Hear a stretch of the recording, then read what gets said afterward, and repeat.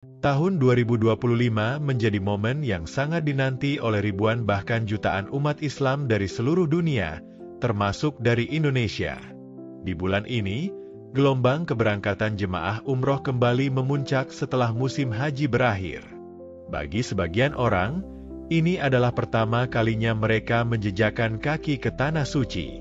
Ada yang sudah menabung selama bertahun-tahun. Ada pula yang mendapatkan rezeki tak terduga hingga akhirnya bisa mendaftarkan diri untuk ibadah umroh. Namun, di tengah semangat yang berkobar itu, ada satu kenyataan pahit yang tak bisa diabaikan. Banyak calon jemaah gagal berangkat. Bukan karena kurang uang, bukan karena sakit, tapi karena tidak memahami syarat terbaru yang diberlakukan oleh pemerintah Arab Saudi. Perubahan sistem, aturan digitalisasi, dan peningkatan standar kesehatan membuat banyak hal yang sebelumnya sederhana, kini wajib diperhatikan secara lebih teliti. Paspor, visa, vaksinasi, hingga bukti pemesanan hotel kini harus melalui prosedur digital yang ketat. Dalam video ini, kami akan membimbing Anda melalui seluruh syarat dan prosedur umroh tahun 2025 yang wajib Anda penuhi. Jangan lewatkan satupun bagian, karena informasi ini bukan hanya penting, tapi bisa jadi penentu apakah Anda akan sampai ke Mekah atau tertahan di bandara. Bagian 1. Persiapan dokumen resmi dan paspor. Syarat pertama dan yang paling mendasar untuk melaksanakan umroh adalah memiliki paspor yang masih berlaku minimal 6 bulan dari tanggal keberangkatan. Ini adalah ketentuan internasional yang wajib dipenuhi untuk semua perjalanan lintas negara, dan bukan hanya berlaku untuk Arab Saudi. Banyak jemaah seringkali lupa mengecek masa berlaku paspor mereka, dan baru sadar ketika visa tidak bisa diajukan karena masa berlaku paspor terlalu mepet. Maka dari itu, langkah pertama yang harus Anda lakukan adalah membuka laci penyimpanan, keluarkan paspor Anda, dan cek tanggal kedaluarsanya. Jika kurang dari 7 bulan, segera ajukan perpanjangan. Jangan tunggu mepet, karena proses perpanjangan di kantor imigrasi bisa saja antre panjang menjelang musim umroh. Selain paspor, Anda juga harus menyiapkan pas foto sesuai ketentuan. Foto yang digunakan untuk visa Arab Saudi tidak bisa sembarangan. Harus berwarna, ukuran 2x2 inci atau sekitar 4x6 cm, berlatar belakang putih, wajah menghadap ke kamera, mata terbuka, tanpa kacamata atau penutup kepala, kecuali untuk alasan keagamaan. Seringkali, calon jemaah menyerahkan hasil foto selfie dari HP, yang tentu saja akan langsung ditolak oleh sistem karena tidak sesuai standar resmi. Maka, pastikan Anda berfoto di studio profesional dan sebutkan bahwa foto itu untuk keperluan visa umroh. Bagian 2. Tiket, hotel, dan digitalisasi sistem. Mulai pertengahan 2025, pemerintah Arab Saudi menerapkan kebijakan baru yang sangat ketat, yakni kewajiban melampirkan bukti tiket pesawat pulang pergi serta reservasi hotel yang dilakukan melalui platform resmi bernama Nusuk Masar. Ini artinya, Anda tidak bisa lagi asal memesan hotel dari situs biasa atau dari agen travel tidak resmi. Semua pemesanan harus terekam di sistem yang terkoneksi dengan otoritas Arab Saudi. Jika Anda menggunakan jasa travel resmi, pastikan bahwa mereka telah bermitra dengan Nusuk dan booking hotel Anda telah masuk ke sistem yang diakui. Jika tidak, visa Anda bisa ditolak tanpa pemberitahuan lebih lanjut. Tiket pulang pergi juga harus jelas, terkonfirmasi, dan sudah dibayar penuh saat proses pengajuan visa. Sistem baru Arab Saudi mengecek keberadaan tiket dan hotel sebelum visa bisa diproses oleh Kementerian Luar Negeri. Ini adalah bagian dari sistem pemantauan dan pengendalian jemaah agar seluruh proses berjalan rapi, aman, dan tidak disalahgunakan. Bagian 3. Vaksinasi wajib meningitis dan polio. Masuk ke bagian kesehatan, disinilah banyak calon jemaah yang lengah. Sebagian besar orang sudah tahu bahwa vaksin meningitis adalah syarat wajib untuk umroh.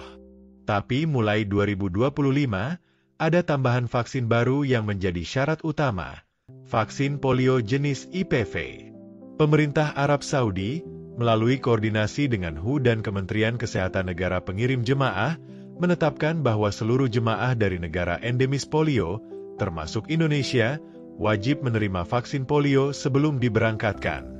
Vaksin meningitis, atau lebih tepatnya ACW 135, harus diberikan minimal 10 hari sebelum keberangkatan dan masih berlaku hingga 25 tahun tergantung jenis vaksinnya. Sementara vaksin polio, diberikan setidaknya 2 minggu sebelumnya dan hasilnya harus tercatat dalam Sertifikat Vaksin Internasional Digital atau EICV. Ini menggantikan fungsi buku kuning yang dulu digunakan. Saat ini, semua sertifikat vaksin untuk keperluan perjalanan luar negeri dikelola secara digital melalui aplikasi Kementerian Kesehatan dan harus diverifikasi sebelum visa dikeluarkan. Bagian 4, jenis visa dan cara mendapatkannya. Untuk bisa masuk ke Arab Saudi, Anda tentu memerlukan visa. Dan kabar baiknya, ada beberapa jenis visa yang bisa digunakan untuk melaksanakan umroh. Pertama adalah visa umroh resmi yang hanya bisa diperoleh melalui agen travel atau PPIU, penyelenggara perjalanan ibadah umroh, yang sudah terdaftar di Kementerian Agama Republik Indonesia. Prosesnya melibatkan sistem terintegrasi antara Kemenag, Kementerian Luar Negeri, serta Otoritas Arab Saudi. Jenis kedua adalah visa wisata elektronik atau e-visa. Ini bisa diajukan secara mandiri oleh jemaah yang memiliki paspor dari negara yang diizinkan, termasuk Indonesia. Keuntungan dari e-visa adalah fleksibilitasnya. Anda bisa mendaftar online, tanpa harus ke kantor travel. Namun kekurangannya, Anda harus mengurus semua hal sendiri, mulai dari hotel, vaksin, tiket, hingga perizinan digital saat di Mekah. Visa e-visa juga memiliki batas waktu, berlaku 1 tahun, dengan maksimal tinggal 90 hari setiap kunjungan. Ada juga visa transit, tapi ini sangat terbatas dan hanya berlaku 3-4 hari. Biasanya digunakan oleh mereka yang hanya ingin singgah di Saudi dan tidak direkomendasikan untuk pelaksanaan ibadah umroh secara penuh. Bagian 5, permit umroh digital. Setelah Anda menginjakkan kaki di Arab Saudi, ternyata tugas belum selesai. Anda masih harus mendapatkan izin tambahan untuk bisa melakukan ibadah umroh. Ini disebut sebagai umroh permit, dan harus didaftarkan secara digital melalui aplikasi resmi seperti Nusuk. Tanpa permit ini, Anda tidak akan bisa masuk ke area Masjidil Haram, meskipun sudah punya visa dan sudah berada di Mekah. Permit ini adalah bagian dari sistem pengendalian jumlah jemaah dan waktu pelaksanaan umroh yang tertib. Di aplikasi Nusuk, Anda bisa memilih jadwal umroh, jam masuk, dan bahkan pintu mana yang akan digunakan. Semuanya sudah serba digital, dan jika Anda belum terbiasa dengan teknologi ini, sangat disarankan menggunakan jasa travel yang terpercaya agar prosesnya tidak membingungkan. Bagian 6, perempuan dan anak aturan mahram terbaru. Satu hal lagi yang sering menimbulkan pertanyaan, apakah perempuan boleh umroh tanpa mahram? Jawabannya adalah boleh, dengan syarat.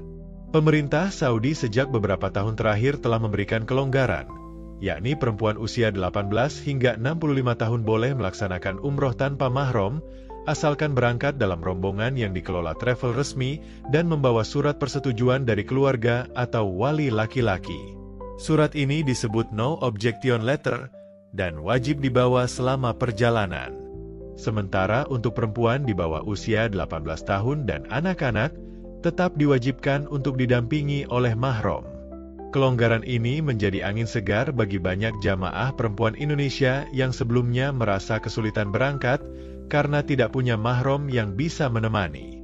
Sampai di sini, mari kita rangkum semua syarat yang wajib Anda penuhi. Paspor aktif minimal 6 bulan. Pas foto berwarna 2x2 inci, latar putih. Tiket pesawat PP yang valid dan dikonfirmasi. Reservasi hotel lewat Nusuk Masar. Vaksinasi meningitis dan polio, sertifikat EICV. Visa umroh atau e-visa, bukan visa ziarah biasa. Permit umroh dari aplikasi Nusuk. surat mahram atau izin keluarga untuk perempuan. Jika semua poin ini sudah terpenuhi, Anda bisa tenang dan fokus pada persiapan ibadah. Sobat semua, perjalanan umroh bukan hanya soal niat dan dana. Di zaman modern ini, keberhasilan ibadah umroh sangat ditentukan oleh kesiapan administratif dan teknis.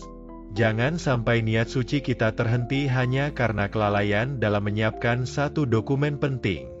Maka dari itu, kami harap penjelasan ini membantu Anda memahami dan mempersiapkan diri sebaik mungkin. Jika Anda merasa video ini bermanfaat, jangan lupa untuk klik like, subscribe, dan bagikan ke grup keluarga atau teman-teman yang berencana berangkat umroh. Tulis di kolom komentar, apa saja tantangan yang sedang Anda hadapi dalam persiapan umroh? Kami akan bantu jawab satu persatu di video berikutnya. Semoga Allah mudahkan langkah kita semua menuju tanah suci. Dari kami, wassalamualaikum warahmatullahi wabarakatuh.